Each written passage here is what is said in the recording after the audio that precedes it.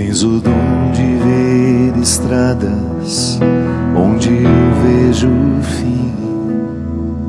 Me convences quando falas, não é bem assim. Se me esqueço, me recordas. Se eu não sei, me ensinas. E se perco a direção, vens me encontrar. Tens o dom de ouvir segredos, mesmo se me calo. E se falo, me escutas.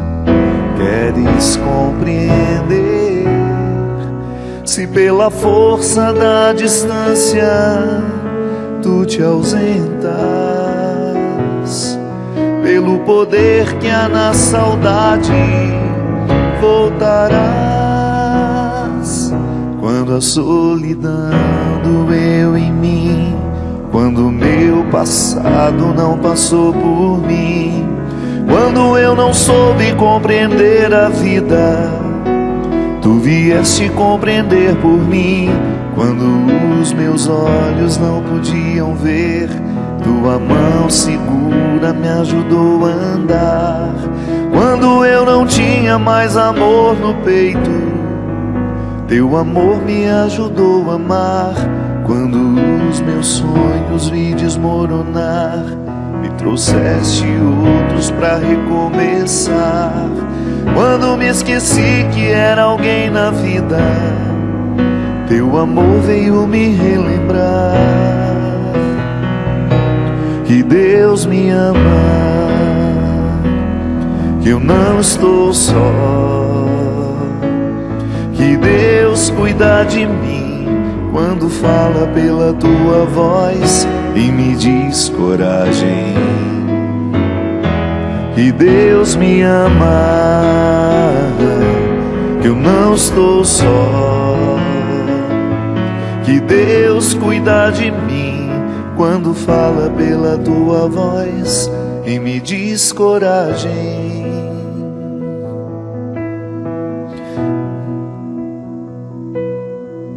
Tens o dom de ouvir segredos, mesmo se me calo.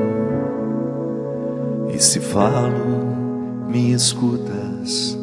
Queres compreender? Se pela força da distância tu te ausentas, pelo poder que há na saudade voltarás. Quando a solidão doeu em mim, quando o meu passado não passou por mim, quando eu não soube compreender a vida, tu vieste compreender por mim. Quando os meus olhos não podiam ver, tua mão segura me ajudou a andar. Quando eu não tinha mais amor no peito, teu amor me ajudou a amar. Quando os meus sonhos vi desmoronar, me trouxeste outros pra recomeçar. Quando me esqueci que era alguém na vida, teu amor veio me relembrar que Deus me ama, que eu não estou só, que Deus cuida de mim quando fala pela tua voz e me diz coragem. Que Deus me ama, eu não estou só, que Deus cuida de mim quando fala pela tua voz e me diz coragem.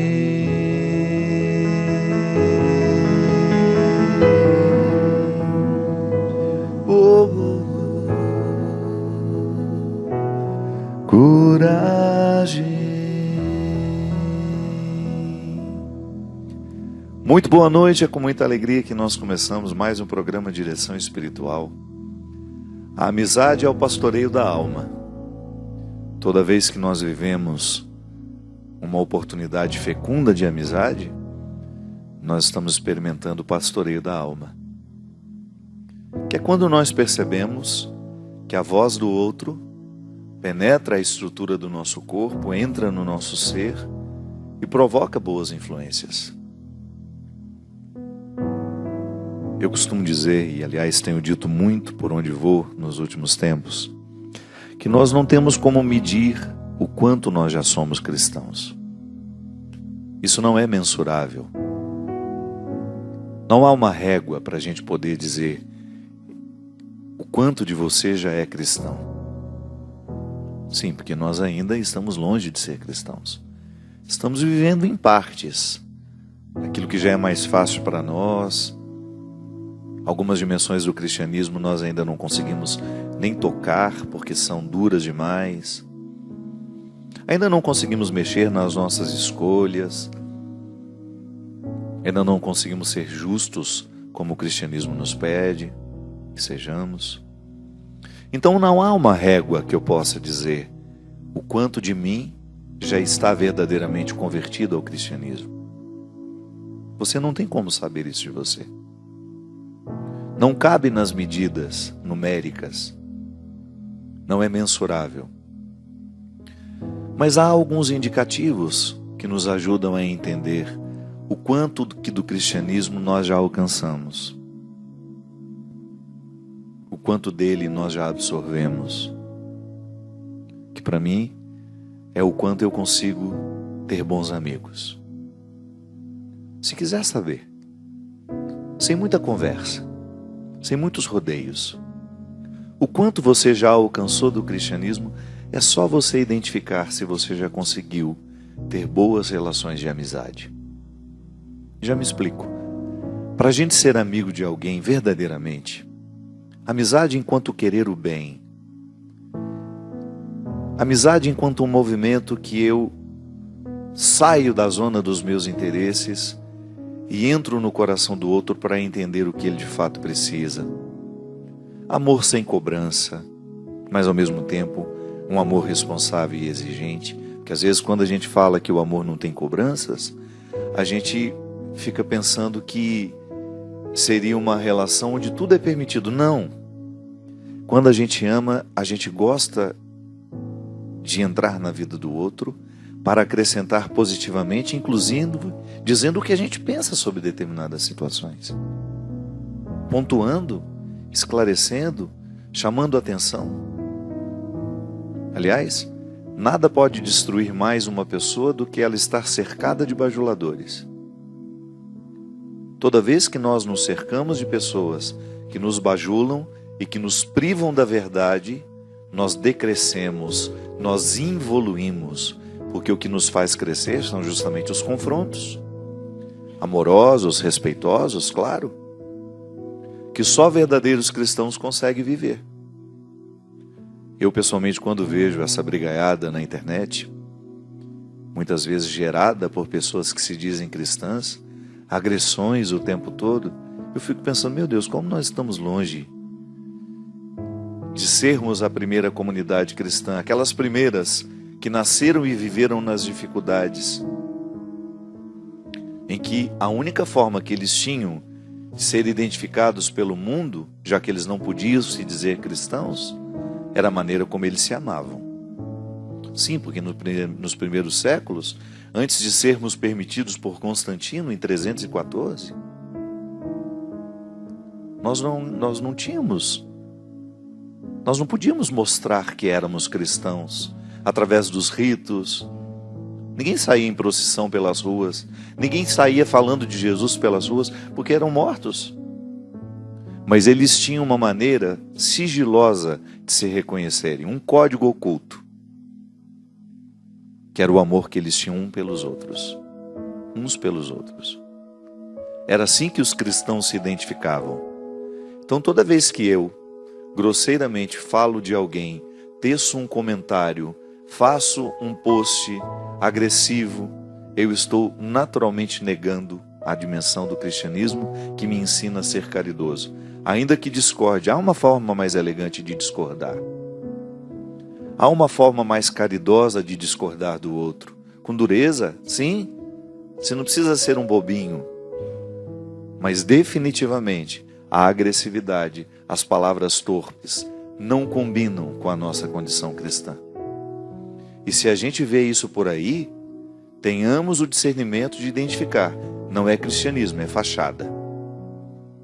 O que nos identifica como cristãos é a capacidade que nós temos de ser pacificadores, provocadores de harmonias, e não o contrário.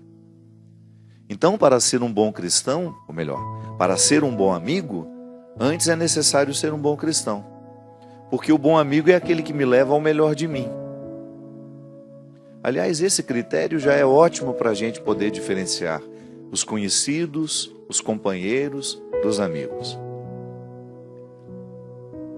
A pessoa, com a maneira como é diante de nós, a maneira que ela me acompanha, a maneira que ela é para mim, me conduz ao melhor de mim. Eu, quando digo que sou amigo de alguém, eu conduzo esse alguém ao melhor de si? A minha palavra é motivadora, o meu exemplo envolve para que o outro queira chegar ao melhor de si? Na semana que vem você vai ver um programa que eu deixei gravado com a minha querida amiga Gisela Savioli. E lá nós falamos sobre a saúde do corpo e da alma, a integração de tudo isso. E de como o conhecimento nos liberta para que a gente viva uma experiência de amizade pessoal. Não com os outros, mas comigo. Toda vez que eu identifico os alimentos que me fazem bem, por amor a mim, eu os trago para a minha vida.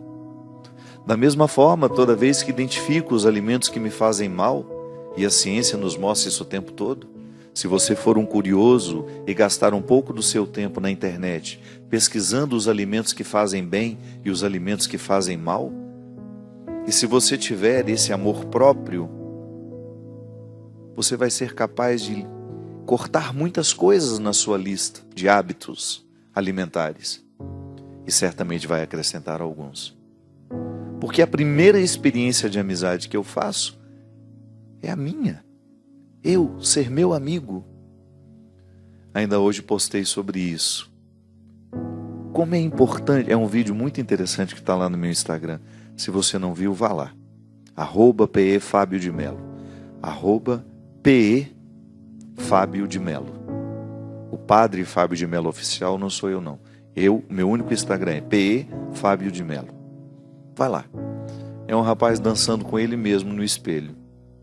Uma cena engraçada, mas cheia de significado. E eu falava sobre isso. Tudo aquilo que nós queremos oferecer aos outros só é possível se antes a gente se ofereceu. E aquele rapaz demonstra uma alegria tão grande de estar com ele, de ficar a sós com ele, dançando, olhando no espelho e ele mesmo segurando a mão dele. As duas partes, a real e o reflexo, em perfeita harmonia. E a cena é muito reveladora, porque nós precisaríamos ter essa capacidade. Fafá de Belém, a minha querida amiga, tem o hábito de viajar sozinha. E eu sempre achei estranho aquilo. Não que eu não tivesse esse hábito também, mas eu quis entender se o motivo dela era o mesmo que o meu. E ela me disse: há momentos da minha vida em que eu não preciso de ninguém. Eu aprendi isso desde menina. Há momentos da minha vida em que eu só preciso de mim. E eu tenho coragem de respeitar essa necessidade. Eu tenho coragem de organizar toda a minha vida com os meus filhos, com os meus netos, para poder me dar o direito de ficar a sós comigo. E aí ela vai. E ali ela se refaz. Ela vive uma solidão positiva, produtiva, frutuosa. Mas por que às vezes é tão difícil para nós? Porque a gente ainda não é uma boa companhia para nós mesmos. A gente se cansa da gente fácil. Eu tenho vivido cada vez mais também a necessidade de criar um tempo na minha vida em que eu sou só meu, em que eu sou só para mim. E é claro que eu precisei vencer muitos obstáculos. O primeiro deles essa mentira que nós contamos para nós mesmos, que nós temos que ser dos outros o tempo todo. Não há uma falácia mais mentirosa do que essa. Uma conversa mais mentirosa do que essa. O cristianismo, quando ele foi pregado de maneira equivocada, ele retirou de nós o direito de sermos somente para nós. Colocou em nós essa premissa equivocada de que caridade é doação o tempo todo ao outro. Claro, eu me dou o tempo todo, mas eu também preciso ter os momentos em que eu refaço a minha força. E às vezes você viaja com seu marido, viaja com seu melhor amigo, e quando a amizade é boa, ela permite a solidão frutuosa. Olha, hoje, agora, nesse momento você vai fazer alguma coisa que você queira, porque eu vou ficar só comigo.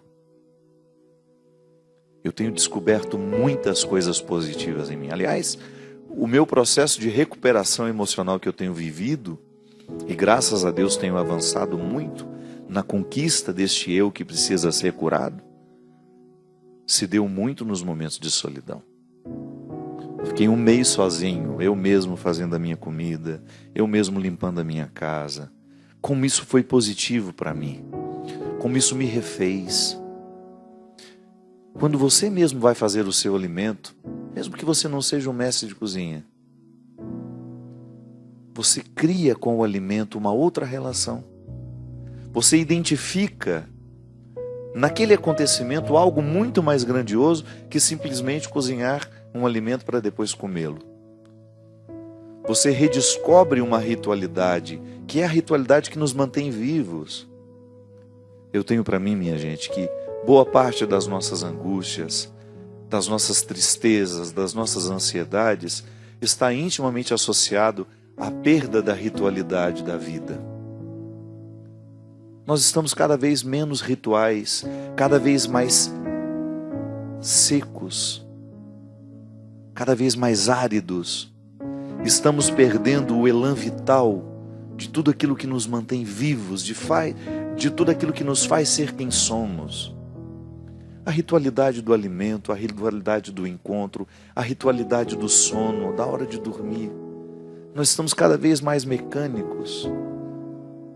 E a primeira coisa que nós desaprendemos na dimensão, nessa vida cada vez mais mecânica, é justamente o amor próprio, a boa relação que você precisa ter com você.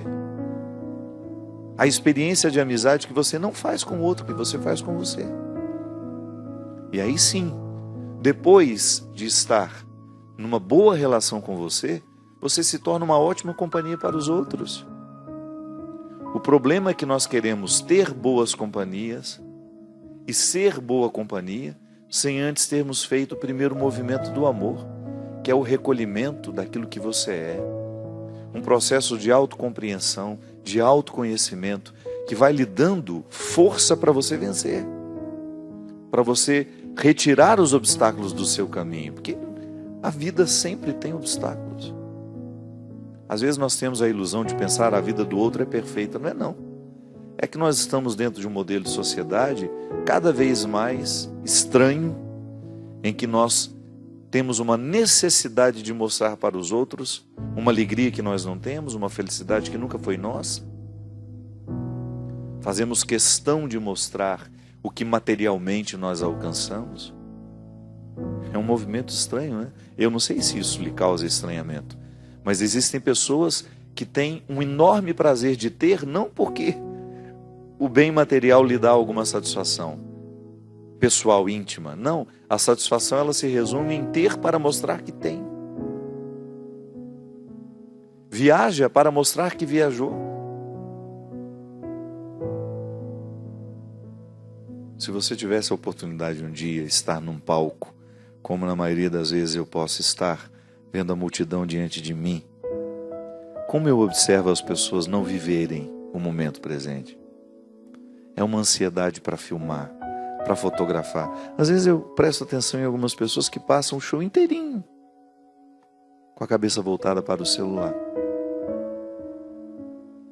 Então nós estamos muito mais vivendo para os outros verem o que estamos vivendo, que necessariamente para nós mesmos.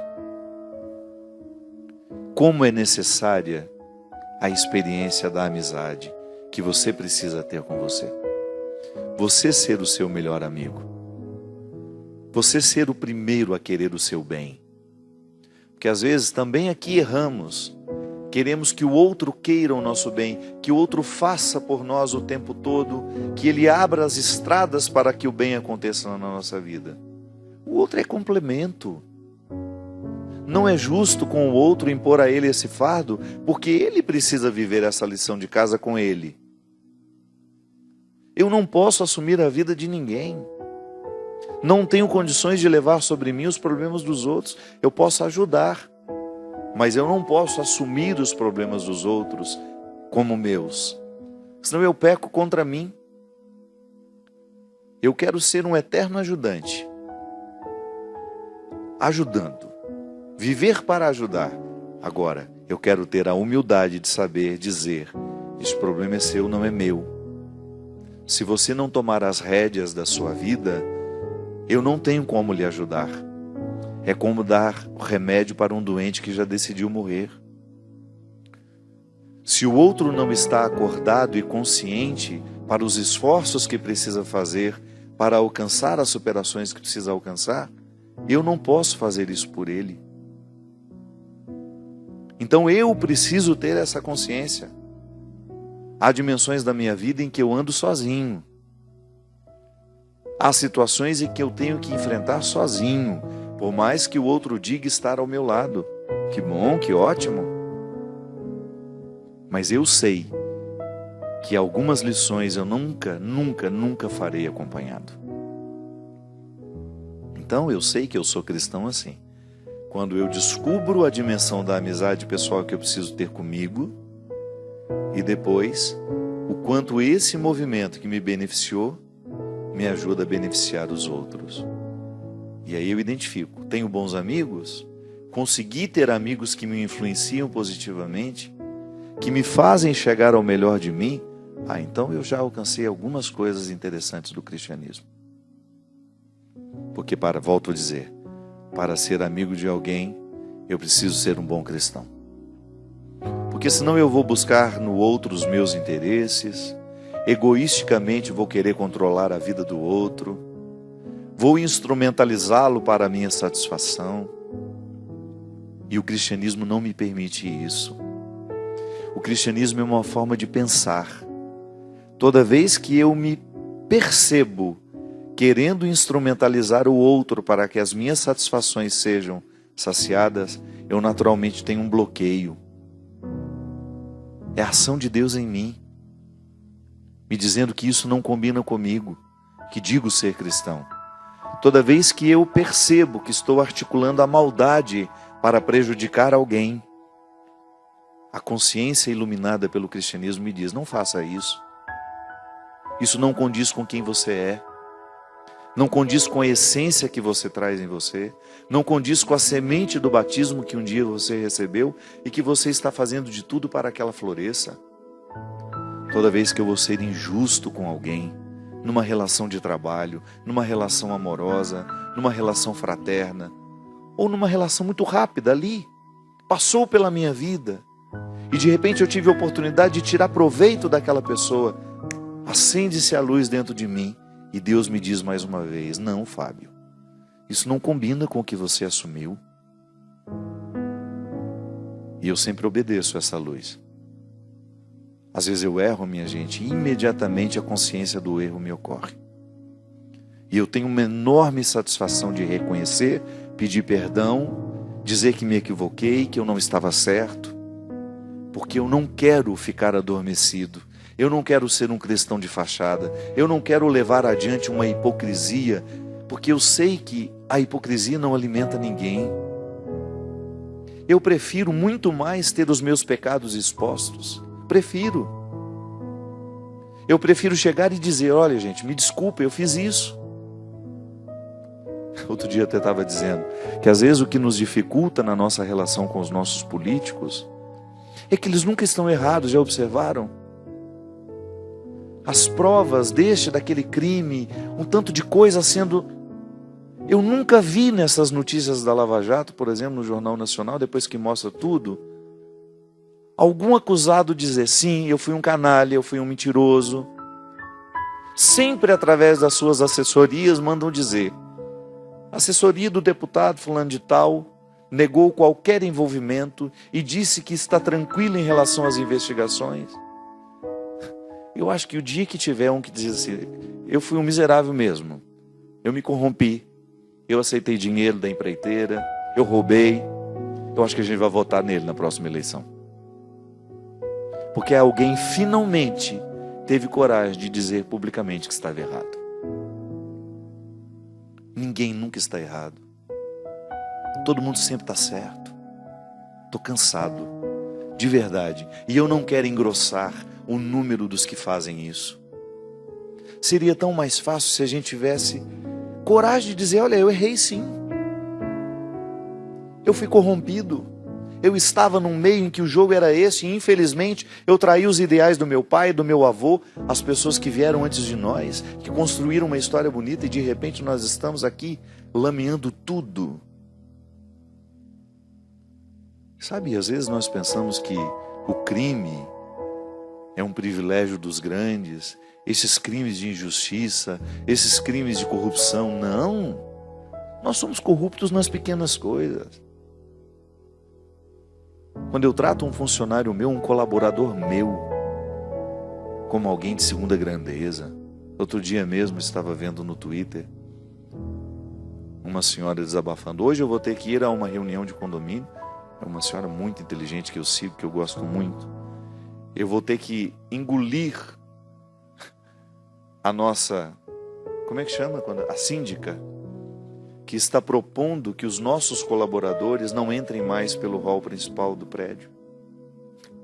Que as babás que cuidam dos nossos filhos, que as colaboradoras que fazem o nosso alimento,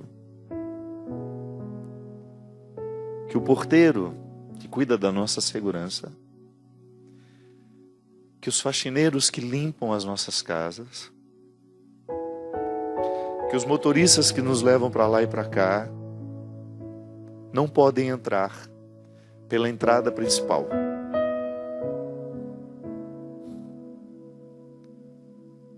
Eu fiquei lendo aquela notícia e não posso acreditar. Eu não posso acreditar. E às vezes nós vamos ver, são pessoas que se dizem cristãs.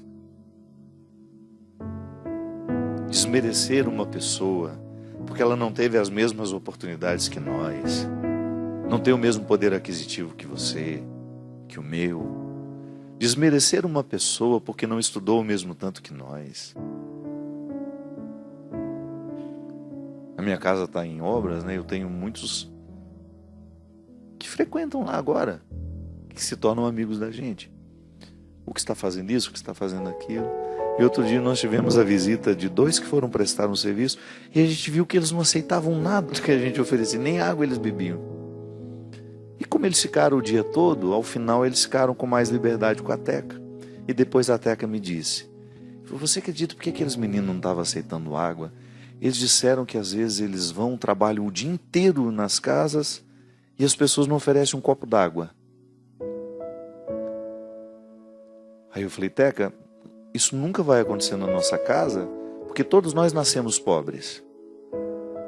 E se por acaso nós tivemos a oportunidade de alguma coisa, de ter alguma coisa, de sair daquela miséria em que nós nascemos, nós nunca permitimos que isso modificasse a nossa compreensão do mundo. Porque às vezes o mais arrogante é o pobre que ficou rico. Porque às vezes eu encontro pessoas que tiveram uma estirpe, sempre foram ricas. E elas têm uma sensibilidade de perceber os outros. Agora é impressionante como alguns pobres, que ganham algum dinheiro na vida, que ganham um certo status, de repente se sentem as pessoas melhores do mundo, as mais orgulhosas, as mais arrogantes, porque é uma maneira que tem de fazer com os outros aquilo que fizeram com eles. Isso é horrível. Sabe, minha gente, o nosso cristianismo, nós vamos identificando a maturidade que ele nos trouxe assim. Quando você é capaz de reconhecer que tudo aquilo que a vida lhe deu pelo seu trabalho, o resultado material das suas conquistas, isso não altera quem você é, pelo contrário, lhe faz ainda mais consciente de que a sua essência, de que aquilo que lhe identifica no mundo é a sua capacidade de ser amigo, de querer o bem das pessoas que passam por você. Nós vamos para um rápido intervalo e a gente volta já já com o programa Direção Espiritual.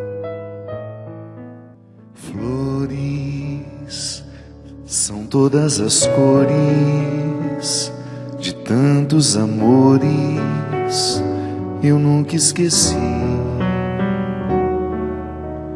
Límpida passa no peito essa seiva, verdade que me une a você. Livre de toda maldade, essa tal de amizade pra mim é raiz que deixa marcas no solo. É a beleza de um colo, do ombro, do sim. Necessidade da terra, presença essencial para a vida, a sua maneira de ser para mim já poda o que há de ruim. A minha vontade é de ser pra você feito sombra, descanso sem fim. E se algum dia esquecer de mim, só se lembre que eu tenho raiz. Só se lembre que estou por aqui.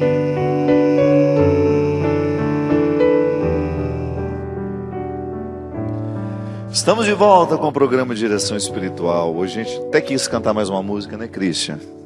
Essa música linda do meu amigo Maninho. Maninho que fez aniversário essa semana, eu esqueci. Tô lembrando agora, meu amigo querido. Maninho faz aniversário em julho, final de julho. O dia exatamente eu não sei. Não sei se é 26. É 26, se eu não me engano. Gente, vamos viajar, fazer uma peregrinação comigo em janeiro, finalzinho de janeiro e início de fevereiro. Vamos por Portugal, ou melhor, começamos na Espanha e depois vamos para Portugal. Nós vamos sair no dia 24 de janeiro. Vamos sair de São Paulo com direção a Madrid. De Madrid nós vamos para Toledo, Córdoba, Granada, Sevilha, Monsaraz, Évora, depois Serra da Arrábida, Lisboa, alguns dias em Lisboa, e depois voltaremos para São Paulo. São 12 dias de viagem, está longe ainda, dá tempo de você se programar, de você se permitir. Também é bom a gente se dar um presente de vez em quando, e eu pessoalmente penso que o melhor presente é uma boa viagem para a gente ter a oportunidade de conhecer pessoas interessantes, bacanas. A peregrinação é uma feliz oportunidade de fazer boas amizades. Esse é um testemunho de todos os peregrinos que têm o hábito de viajar comigo. Serão 12 dias de turismo e também de vida espiritual. Nossas missas todos os dias, nossas reflexões, a nossa convivência, que é sempre tão agradável. Então ligue para a operadora não, gente, é para a Obra de Maria ou para a Canção Nova. Se você quiser amanhã cedo, você liga, pega as informações. No site da Obra de Maria tem todos os contatos. E também aqui a Canção Nova. Ligue para o telefone 0 operadora 12 3186 2600. Estarei na semana que vem, no dia 17, em Tangará da Serra, no estado do Mato Grosso, você que é de Tangará e de região, esteja conosco numa noite muito especial, no dia 17, às 22 horas, no Centro de Tradições Gaúchas, Aliança da Serra. No dia 24, estarei em Minas Gerais, na cidade de Abaeté, às 18 horas e 30 minutos, no Parque de Exposições de Abaeté, dia 24 de agosto. Depois, no dia 30, nós estaremos no Fashion Hall em Maringá, e no dia 31, no Teatro Positivo, em Curitiba. Se você que é dessas regiões, dessas cidades que nós falamos, esteja conosco para o show Amor Me Elegeu, uma oportunidade que nós vamos ter de agradecer a Deus pela nossa vida e também muita animação, reflexões, que a gente precisa disso, né? Quando a gente falava aqui hoje, eu tenho acompanhado um amigo meu num problema pessoal e que o ponto nevrálgico do problema dele é justamente a falta de respeito dele por ele. É impressionante, gente, como nós, movidos por mecanismos às vezes inconscientes, a gente sempre fala isso, né? Para isso que a psicologia existe, para nos ajudar a entender quem somos. E nós sabemos que o inconsciente, embora ele seja desconhecido, ele é muito atuante na nossa vida. Então, muitos comportamentos que nós não sabemos explicar, porque temos, estão ali associados a motivos inconscientes. É possível acessar o inconsciente? Com limites, mas é. E a melhor forma de acessar o conhecimento é através da conversa. Quando nós mesmos vamos montando o quebra-cabeça da nossa história. É impressionante como nós todos somos capazes de viver e de montar o quebra-cabeça da nossa história. Mas por que a gente não monta? Porque nós temos a mania, o hábito estranho de não conviver bem com a gente. Nós estamos sempre voltados para os outros, excessivamente voltados. E às vezes nem é em posturas altruístas e filantrópicas e caridosas, não. É sempre voltadas para o outro no sentido de estar prestando atenção no que está acontecendo fora de nós. E nós somos muito estimulados para isso, né? Nós temos um aparelho na mão que o tempo todo nos joga para fora. E esse aparelho que poderia também nos julgar para dentro, nem sempre o faz. Nem sempre nós procuramos no nosso celular perfis da internet que nos ajudem a pensar as nossas questões interiores, a pensar um pouco a nossa vida. Eu tenho usado muito o meu Instagram para isso nos últimos tempos.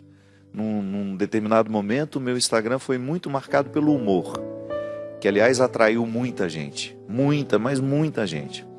E é impressionante como esse pessoal que veio por causa do humor, acabou ficando também interessado naquilo que eu escrevo. Que é uma forma muito simples, despretensiosa, através de uma frase, de um pequeno texto, provocar essas pessoas a entrarem dentro do contexto de suas necessidades. Nós estamos muito necessitados, minha gente, de reflexão. Somos reativos demais, já disse aqui tantas vezes. Reativos excessivamente, reflexivos de menos. Cada vez menos interessados pelas nossas questões, porque a vida dos outros nos interessa tanto. E é um crime, né? Eu preciso aprender a conviver comigo. Quanto mais eu decifro os meus códigos interiores, maior é a capacidade que eu tenho de articular a minha verdade, de ter um comportamento mais consciente, de ter mais controle das minhas emoções. E esse amigo que eu estou dizendo para vocês, ele está passando justamente um momento dificílimo, porque ele é o seu maior obstáculo. A falta de amor, a sua falta de amor próprio, desencadeia escolhas terríveis, que ele sabe que ele vai se prejudicar, mas ele não consegue travar aquela escolha. Ele não consegue pensar favorável a si. E isso é muito comum. Nós estamos muito, mas muito adaptados a este mecanismo que nos joga para fora e que dificulta a nossa experiência de amizade própria. Eu preciso ser meu amigo. E para eu ser meu amigo, eu preciso me conhecer. Para que eu tenha atitudes favoráveis a mim, eu preciso ter controle das minhas emoções. As minhas emoções me traem o tempo todo. É impressionante quando eu estou movido pela raiva, eu me prejudico. Tomo decisões apressadas. Nos extremos, né? Sempre perigoso tomar decisões nos extremos. Quando estamos felizes demais, quando estamos tristes demais. O meio termo. Então, quando eu não sei lidar com as minhas emoções, eu acabo sendo um obstáculo para mim. E às vezes nós temos a ilusão de que quem pode nos destruir são os outros. Não.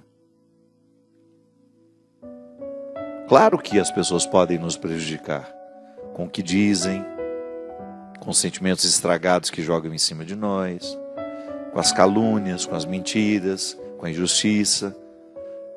Mas em última instância, eu sou o filtro que vai permitir ou não que aquele mal que foi julgado sobre mim cresça raiz.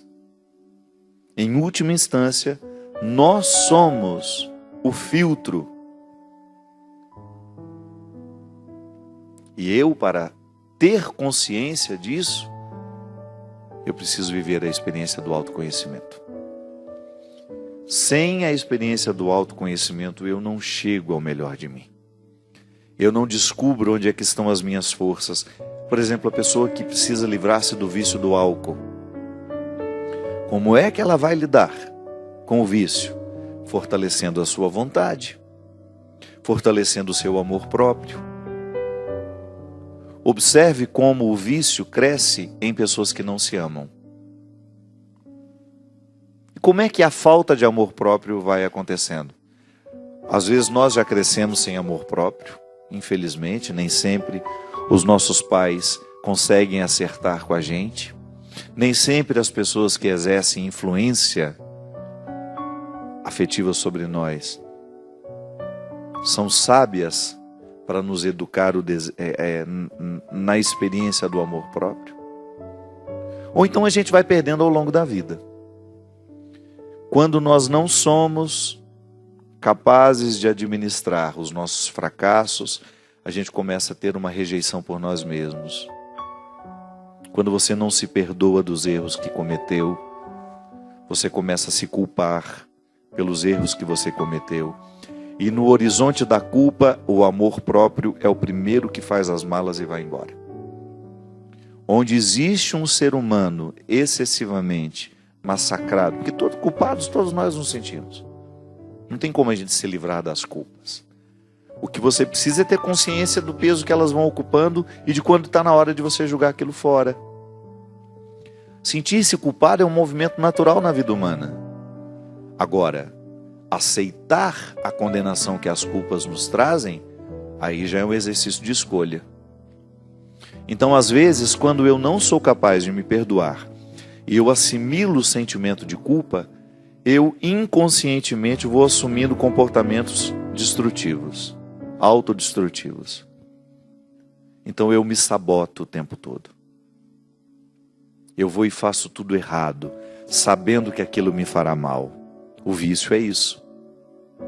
Quando eu não sou capaz de paralisar as situações, as realidades, as substâncias que me intoxicam, que me matam. Eu já disse isso algumas vezes. A mesma coisa que acontece, a relação doentia entre uma pessoa e o álcool, pode acontecer também entre uma pessoa e outra. Da mesma forma como a gente se vicia em maconha, cocaína, nicotina, álcool, eu também posso me viciar em outras pessoas. E quando eu estou viciado em uma outra pessoa, eu fico cego para perceber os caminhos da minha libertação. Então, por isso, minha gente, em todo o processo de dependência, a primeira coisa que nós vamos fazer é pedir socorro. Porque da mesma forma como o amor próprio foi embora, ele pode voltar. E como é que ele volta? Quando a gente fica bem influenciado. Quando a gente se cerca de pessoas boas. Quando a gente trava os acessos das pessoas que conseguem manter o nosso vício. Porque sim, Porque você pode observar, existem pessoas que a gente chama de amigas, que têm uma capacidade enorme de nos levar para os vícios. Então cuidado. Se você identifica que aquela pessoa ela é tóxica na sua vida, porque ela reforça em você aquilo que você tem de mais frágil, não faz sentido ter essa pessoa na sua história. Não significa que você vai desprezá-la, que você vai achá-la uma pessoa ruim. Não. Você apenas terá a sabedoria de não permitir que ela continue tendo influência sobre você.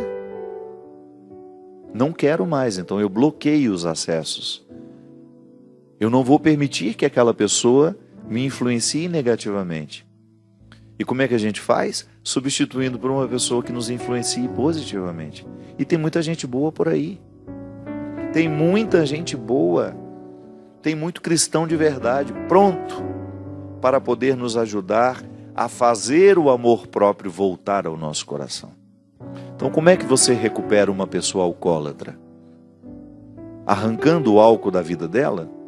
Seria tão simples, né? Não basta privá-la do álcool, mesmo que na hora que ela tiver acesso, ela vai beber. O que a gente precisa fazer é uma faxina emocional. E quem faz a faxina emocional vai aos poucos trazendo de volta o amor próprio. Que é ele que vai criar imunidade. É ele que vai me dando condições de não continuar abrindo, baixando a guarda para as situações, para as pessoas, para as substâncias que me intoxicam e que me matam. Minha gente, educar o nosso desejo, nós precisamos fazer isso. Eu preciso educar o meu desejo. Eu preciso desejar coisas boas. Eu preciso cada vez mais refinar os meus sentimentos. Sabe o processo de refinamento? A gente falava aqui antes de pessoas que são ricas e que têm uma nobreza de alma. Elas são finas. Da mesma forma como você também, uma pessoa pobre materialmente, ela tem uma nobreza de alma. Você encontra nobreza de alma tanto nos pobres quanto nos ricos. A nobreza de alma é quando o desejo foi educado para querer o que é nobre. É fofoca? Não, então não me interessa. É para falar mal da vida dos outros? Então esse assunto não me interessa. É para me destruir? Não, não quero. Nós vamos assumindo um comportamento refinado, educado, elegante. É a elegância da alma, né? Às vezes nós ficamos muito preocupados com a elegância do corpo, investimos caro na elegância do nosso corpo, a roupa que nós vamos vestir, a roupa que nós vamos à festa, a roupa que nós vamos aparecer ali em público. Nós temos todo um trato especial, toda uma preocupação para a forma como vamos revestir materialmente o nosso corpo. Mas a gente se esquece que o que brilha em última instância é a elegância da alma. É o quanto que do nosso comportamento já foi educado, já foi transformado em coisa boa. É a gente ir aos poucos transformando o nosso jeito de ser, a nossa postura, os nossos gestos, as nossas palavras. Isso faz bem demais. Como é bom você perceber que você avançou, que você evoluiu, que você abriu mão dos sentimentos mesquinhos que antes lhe dominavam, que você assumiu um comportamento elegante.